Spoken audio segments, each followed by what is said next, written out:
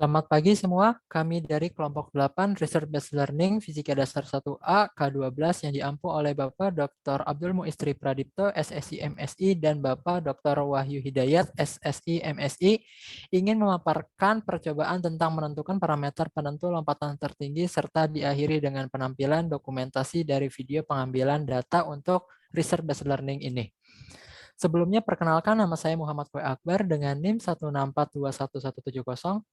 Perkenalkan, nama saya Raja Parmonang Manurung dengan NIM 164217174.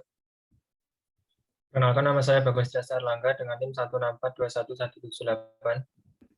Perkenalkan, nama saya Hezro Isubalik Sitobing dengan NIM 164211182. Saya Frido Ignatius Silalahi dengan NIM 164211186. Dan saya Hekal Mugito dengan NIM 164211190. Sekarang kita akan membahas mengenai tujuan dari Research Based Learning ini. Jadi yang pertama, peserta didik dapat menganalisis lompat vertikal yang telah dilakukan. Yang kedua, berdasarkan dengan lompat vertikal yang telah dilakukan, peserta didik dapat menghitung perubahan momentum hingga perubahan energi. Dan yang ketiga, peserta didik dapat membuat grafik kecepatan, percepatan, dan posisi terhadap waktu menggunakan perangkat lunak penganalisa video. Dan yang terakhir keempat, peserta didik dapat membandingkan dan menjelaskan perbedaan pada kedua variasi loncatan. Next. Selanjutnya ada teori dasar. Yang pertama ada kinematika, posisi, jarak, dan perpindahan yang dinotasikan dengan delta R sama dengan R dalam kurung T1 ditambah delta T min RT1. Kemudian ada kecepatan, yaitu perubahan jarak perbanding perubahan waktu. Kemudian ada percepatan, yaitu perubahan kecepatan dibanding dengan perubahan waktu. Kemudian ada hukum Newton. Hukum Newton pertama Newton menyatakan bahwa sigma F sama dengan 0. Kemudian ada hukum 2 Newton, yaitu A sama dengan percepatan sama dengan sigma F per M. Kemudian ada hukum ketiga Newton, yaitu sigma F aksi sama dengan negatif sigma F reaksi. Kemudian ada energi. Yang pertama energi kinetik yang dinotasikan dengan EK sama dengan setengah dikali M dikali V kuadrat. Kemudian ada energi potensial yang dinotasikan dengan EP sama dengan M kali G kali H. Kemudian ada energi mekanik yang dinotasikan dengan EM, yaitu penjumlahan antara EK ditambah EP sama dengan setengah MV kuadrat ditambah MGH. Kemudian ada momentum yang dinotasikan dengan P sama dengan M kali V. Kemudian ada hukum kekekalan momentum, yaitu M1 kali V1 ditambah M2 kali V2 sama dengan M1 dikali V1 aksen ditambah M2 dikali V2 aksen. Kemudian yang terakhir ada hukum kekekalan energetik, yaitu dinotasikan dengan EK sama dengan setengah M1 dikali V1 kuadrat ditambah setengah M2 V2 kuadrat, maka akan sama dengan EK aksen sama dengan setengah M1 kali V1 aksen kuadrat ditambah setengah M2 V2 ditambah setengah dikali M2 dikali V2 aksen kuadrat. Next. Oke, lanjut ke metode percobaan. Pertama, alat dan bahan yang dibutuhkan adalah pertama laptop, yang kedua handphone, di mana kameranya yang digunakan untuk merekam, dan ketiga aplikasi tracker video analisis. Biaya yang kami gunakan untuk percobaan ini adalah sebesar Rp0, di mana barang yang digunakan adalah milik sendiri, dan aplikasinya tersedia secara gratis untuk diinstal. Next. Kemudian langkah-langkah percobaan, yang pertama langkah lompat counter movement, itu nanti langkah lompat yang langkah-langkahnya udah di sini, dan perbedaan umumnya adalah counter movement dan lompatan squat. Counter movement diawali dengan sikap berdiri, sedangkan counter movement diawali dengan berdiri dengan lutut dan badan menekuk seperti posisi jongkok, seperti itu. Dan kemudian yang paling penting adalah langkah-langkah pemakaian tracker, di mana langkah-langkahnya adalah yang pertama, siapkan video, kedua, buka aplikasinya, yang ketiga, import video yang telah disiapkan ke tracker aplikasi tersebut, yang keempat, set rentang frame trackernya, yang kelima, atur kalibrasi stick pada tracker untuk menentukan skala perbandingan tinggi real dan tinggi di video. Yang keenam, menentukan poin massa dari orang yang melompat, di mana ini menggunakan titik pada subjek orang yang memiliki warna kontras dengan lingkungan. Dan yang terakhir, tracker dilakukan dari poin massa menggunakan auto tracker dengan 3 variabel terikat yang akan dijelaskan selanjutnya, yakni posisi, kecepatan, dan percepatan. Nah, dan nanti semua ini akan dilakukan juga untuk kedua percobaan lompat, yakni lompat counter movement dan lompatan squat. Next. Selanjutnya di sini juga akan diterangkan mengenai perhitungan berdasarkan teori. Nah, pertama kita menggunakan hukum kekekalan energi mekanik, di mana M1 sama dengan M2, maka MGH1 tambah setengah MV1 kuadrat sama dengan MGH2 tambah setengah MV2 kuadrat. Nah, keterangannya ada di layar seperti berikut. Next. Kemudian karena H1 sama dengan 0 dan V2 sama dengan 0, maka kita dapatlah dengan perhitungan V take off sama dengan akar 2G dikali H2 dikurang H1.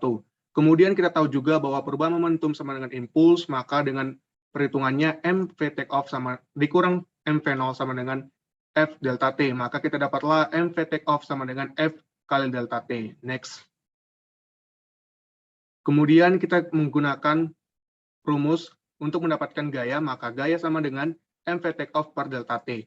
Kemudian di sini bisa kita perhitungkan massa berat orang, yaitu W dengan gaya luar. Maka kita dapatlah F eksternal sama dengan M dikali V take off per delta T dikurang MG. Kemudian pada percobaan kali ini kita diminta untuk menentukan yang pertama, perubahan momentum, yaitu delta P sama dengan I. Maka delta P sama dengan M dikali akar 2G dikali H2 dikurang H1. Kemudian kita juga diminta untuk menentukan perubahan energi yang juga sama dengan delta K. Maka, next.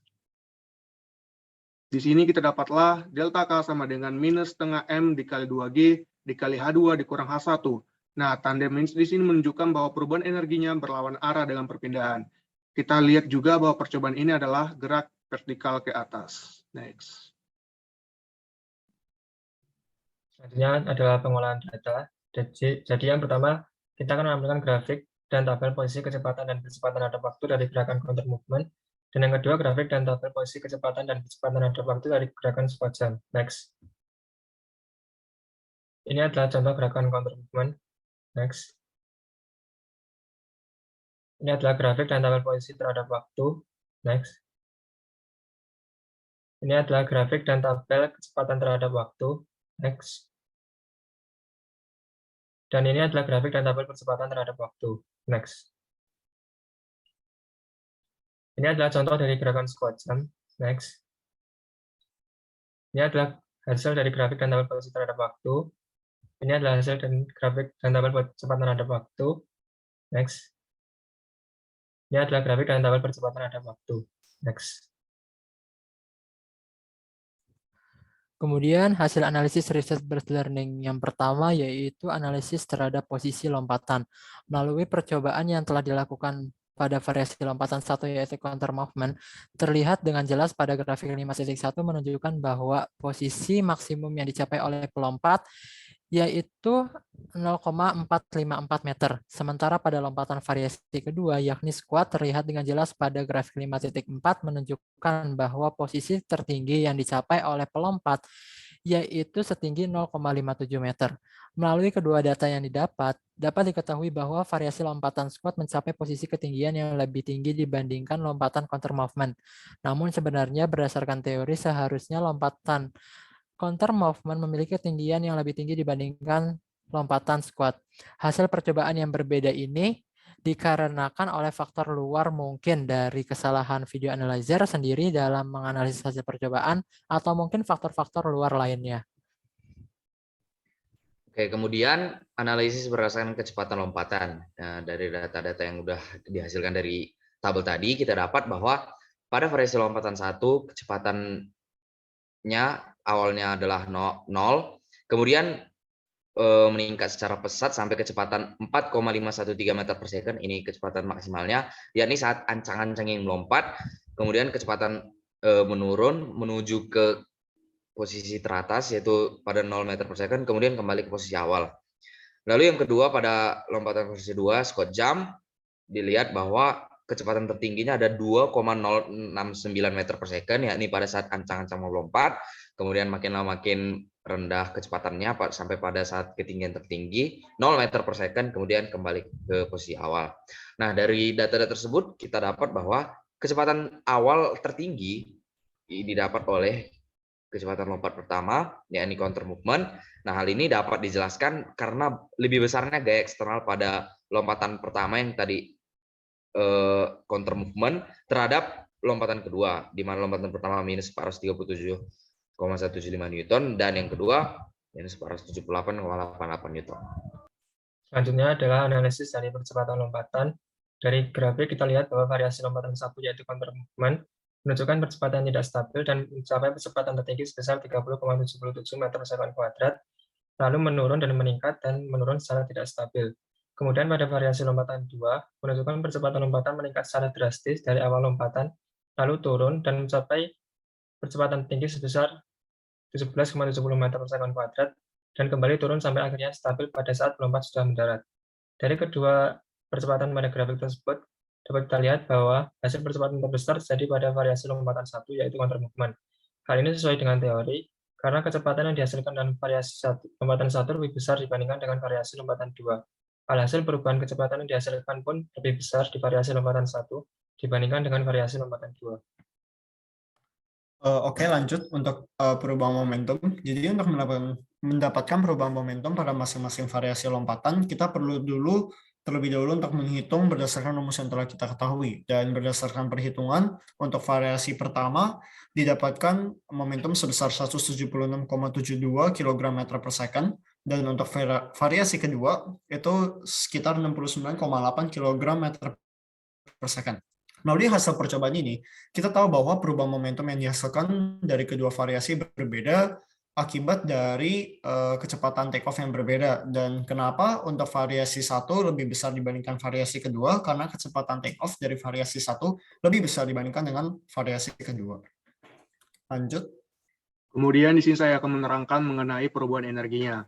Nah, berdasarkan perhitungan sebelumnya, hasil yang diperoleh berupa minus 248,479 untuk lompatan variasi pertama, sedangkan untuk lompatan variasi kedua diperoleh hasil sebesar minus 308,308 Joule.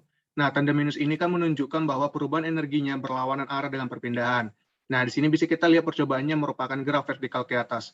Kemudian dari hasil percobaan, kedua variasi menghasilkan perubahan energi dengan jumlah yang berbeda. Hal ini tentu dikarenakan ketinggian maksimum pada kedua variasi lompatan berbeda. Maka hasil perubahan energinya pun akan berbeda. Hasil pada variasi lompatan kedua jauh lebih besar dibandingkan dengan hasil lompatan variasi yang pertama, dikarenakan ketinggian maksimum yang diperoleh dalam percobaan hasilnya jauh lebih besar untuk lompatan variasi kedua dibandingkan dengan lompatan variasi pertama. Namun, karena sebelumnya dikatakan bahwa secara teori posisi pertama, dalam hal ini ketinggian maksimum lompatan variasi pertama, seharusnya lebih besar dibandingkan lompatan variasi kedua, maka secara teori sebenarnya dapat dikatakan bahwa perubahan energi variasi lompatan pertama seharusnya memiliki nilai yang lebih besar dibandingkan variasi lompatan kedua. Next.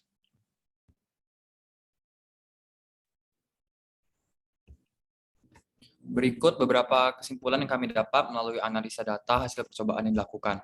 Yang pertama, lompat vertikal dipengaruhi oleh faktor massa dan kecepatan pelompat dalam menghasilkan momentum untuk melompat dan mencapai posisi ketinggian dengan energi dan kecepatan yang berubah seiring dengan waktu lompatan. Kecepatan pelompat akan terus berubah dikarenakan adanya percepatan sesaat dalam lompatan, dan perubahan energi yang terjadi dipengaruhi oleh perubahan kecepatan dan posisi pelompat dari awal sampai akhir lompatan. Yang kedua, melalui perhitungan dilakukan, perubahan momentum terjadi pada variasi counter movement memiliki nilai yang lebih besar, yaitu sebesar 176,72 kg meter per second, sementara variasi lompatan squat memiliki perubahan momentum sebesar 69,8 kg meter per second. Perubahan energi yang terjadi pada lompatan counter movement sebesar minus 248,479 Joule, dan pada lompatan squat sebesar minus 308,308 Joule. Yang ketiga, grafik percepatan, kecepatan, dan posisi versus waktu dari percobaan dilakukan dapat dibuat dengan menggunakan aplikasi tracker video analisis dengan langkah-langkah dan pengaturan yang sudah dijelaskan. Dan yang terakhir, pada lompatan counter movement, ada gerakan balasan yang terjadi saat melompat, yang menyebabkan otot-otot kaki mencapai tingkat aktivasi dan kekuatan lebih tinggi sebelum otot-otot itu mulai memendek, sehingga menghasilkan momentum yang lebih besar pada awal lompatan. Alhasil, kecepatan dan percepatan pelompat yang besar akan menyebabkan pelompat mencapai posisi ketinggian yang tinggi. Sedangkan pada lompatan squat, otot-otot kaki hanya memiliki tingkat energi aktivasi dan kekuatan rendah, sehingga momentum yang dihasilkan tidak mungkin melebihi lompatan counter movement, dan posisi ketinggian yang dicapai pun juga lebih rendah dibandingkan dengan lompatan counter movement. Next. Demikian presentasi kami mengenai research based learning yang telah kami lakukan. Terima kasih atas perhatiannya.